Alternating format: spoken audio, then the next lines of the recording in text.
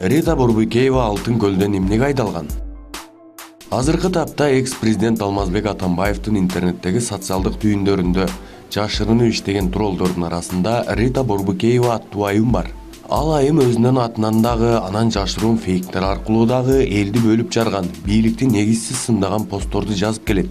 Анын мындай абалда болушуна эмне себеп болгон? Түшүндүрүп берели. Бул айым 2017 жылдын март айынан 2018 жылдын апрелине чейин Жогорку Кеңештин иш башкармалыгынын алдындагы Алтын көл пансионатында директор болуп иштеген. Анан ат көрбөгөн мени өлтүрөт болуп, Рита айым директорлук кызматка келери менен эле анда иштегендердин баарына кыйкырып, абийирлерине шек келтире ачуу сөздөрдү айтып, жамаат менен ынтымактуу иштеше албай койгон. Өзүнүн орун басары болгон пансионаттарда иштөө жагынан мол тажрыйбасы бар, жашы да андан улуу Малик Кадыралиевди кагып силкип сүйлөп, өтө ачуу сөздөрдү айта бергенинен ал киши ооруканага да жатып чыккан экен. Ошол убакта бухгалтерлик иштер менен алек болуп жаткан башкы бухгалтер Гүлбайра Дүйшөбаеваны телефон аркылуу ишембиликке чыкпасаң, ошондон ары жоголуп кет деп кыйкырган. Айтор жетекчилик тажрыйбасы да, касиети да жок экенин көргөн пансионаттын жааматы Рита айымды кызматтан алуу өтүнүчү менен Жогорку Кеңештин төрагасынын атына кайрылуу жазышкан.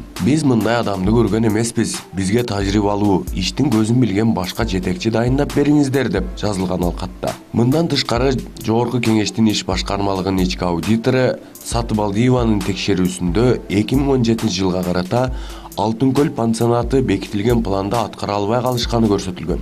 Анан ошого ылайык пансионатты жоопкерчилигин карап чыгууну сунуштаган.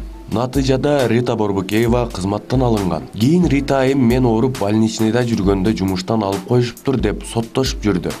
Бирок соттук териштирүүлөрдө ал кызматтан алынган учурда Рита Борбукеева эч кандай оорубай эле өзүнүн кызматтык милдеттерин аткарып жүргөнү белгилүү болгон. Башкача айтканда, ал ошол ооруп жүрөм деген күндөрдө пансионатка тиешелүү документтерге кол койгону жана ал өзүнүн эле иш кабинетинде отурганы далилденген. Муну тастыктай турган документтер жана анын кабинетинде эле болгонун тастыктаган жааматтагы кызматкерлердин түзгөн актысы бар. Рита айым адатынча актана турган болсо, муну да тастыктаган документтерди жарыялоого даярбыз.